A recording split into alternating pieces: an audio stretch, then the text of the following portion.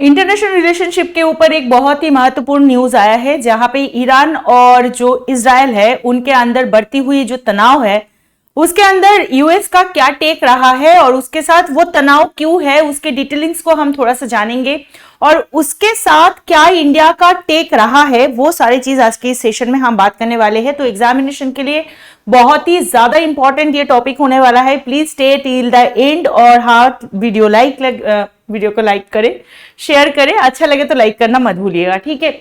तो US president Joe Biden ने उनका क्लियर कहना यह है कि ईरान की तरफ से इजराइल के ऊपर अटैक हो सकता है सूनर देन लेटर, ठीक है। मतलब आज नहीं तो कल ये बहुत बड़ा एक अटैक, एक हमला होने का एक चांसेस है और उन्होंने ईरान को वार्निंग दिया है कि वो किसी भी तरह की रिटेलिएटरी एक्शन ना ले।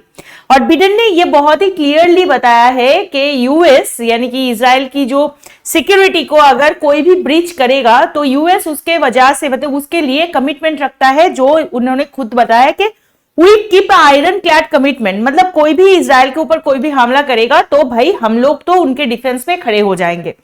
तो यहाँ पे क्वेश्चन आता है कि बेसिकली ये जो इश्यूज है, ये इशू कहाँ पे कनेक्टेड होते हैं, ये इशू के पीछे क्या है।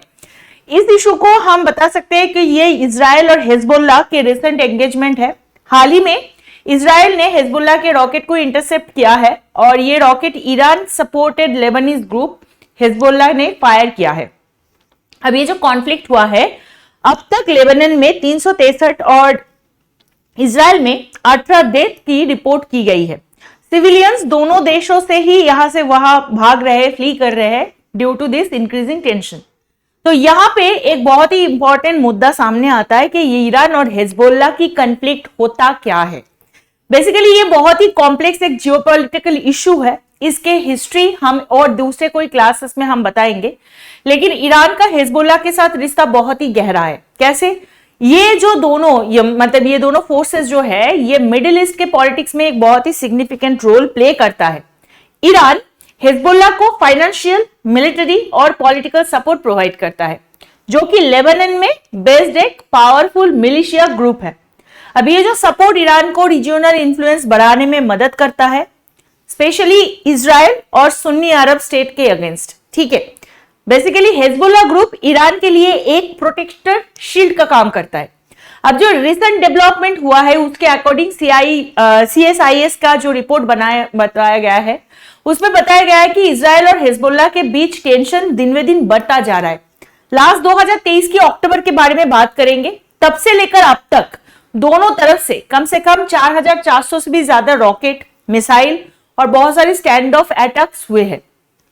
हिजबुल्लाह का जो यूएन सिक्योरिटी काउंसिल रेजोल्यूशन है 1701 नंबर है, उसको वायलेट करते हुए ब्लू लाइन और लिटानी रिवर के बीच जोन में इजराइल पर एंटी टैंक गाइडेड मिसाइल और दूसरे वेपन से अटैक किया है, ठीक है।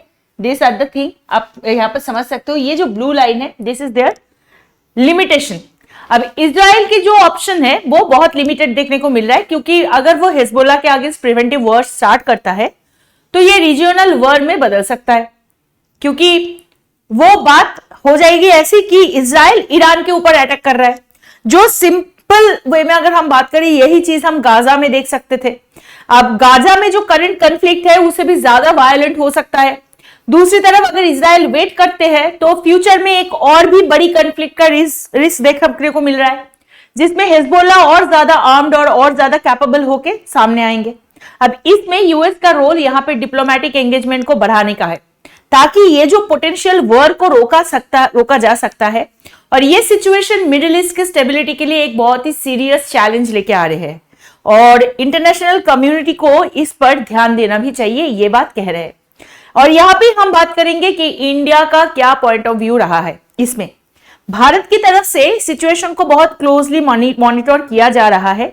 रिपोर्ट्स के अकॉर्डिंग हिजबुल्लाह ने ईरान को यह इन्फॉर्म किया है कि अगर इजराइल के साथ कोई वॉर हुई तो वो अकेला लड़ेगा और ईरान को इसमें इन्वॉल्व नहीं करना चाहता। That is the point from the Hezbollah. और ये एक सिग्निफिकेंट स्टेटमेंट के रूप में माना जाएगा, क्योंकि ट्रेडिशनली ईरान हिजबुल्लाह को सपोर्ट करता आया है। अब इंडिया जो कि नॉन अलाइनमेंट पॉलिसी फॉलो करता है, इस सिचुएशन में न्यूट्रल स्टैंस मेंटेन कर रहा है और पीस और स्टेबिलिटी को अपील कर रहे हैं। मतलब समझ में आ ही रहा है कि सिचुएशन यहाँ पे इंडिया के लिए एक बायसलेस सिचुएशन को क्रिएट करके उसी हिसाब से चलना is a diplomatic win win situation. तो अगर ये पूरे सेशन को हम कंक्लूड करना चाहेंगे तो ऐसे बोल सकते हैं कि बिडेन का जो स्ट्रॉन्ग स्टैंस रहा है अगेंस्ट ईरान और इजराइल हिजबुल्लाह के बीच का जो इंक्रीजिंग कॉन्फ्लिक्ट है, मिडिल ईस्ट में स्टेबिलिटी के लिए एक बहुत बड़ी चैलेंज बन चुका है। इंडिया जैसे कंट्रीज जो है, जो कि ट्रेडिशनली न्यूट्रल रहते हैं, उनके लिए भी एक डिप्लोमेटिक चैलेंज की ओर बढ़ा रहे हैं कि वो किस तरह से सिचुएशन का सामना करे और अपने इंटरेस्ट को प्रोटेक्ट करे। तो ये ही हमारा सेशन था। आशा करती हूँ ये बहुत ही इंपॉर्टेंट रहा आपके अंडरस्टैंडिंग के लिए। वीडियो को फिर से लाइक कमेंट करना मत भूलिएगा और हम एंडेवर प्रेप का सोशल जो हैंडल है, मतलब हमारे टेलीग्राम, इंस्टाग्राम, इसमें ज्वाइन करना मत भूलिएगा। आपसे मिलेंगे नेक्स्ट सेशन में, तब तक के लिए please be a responsible citizen, take care and Jai Hind.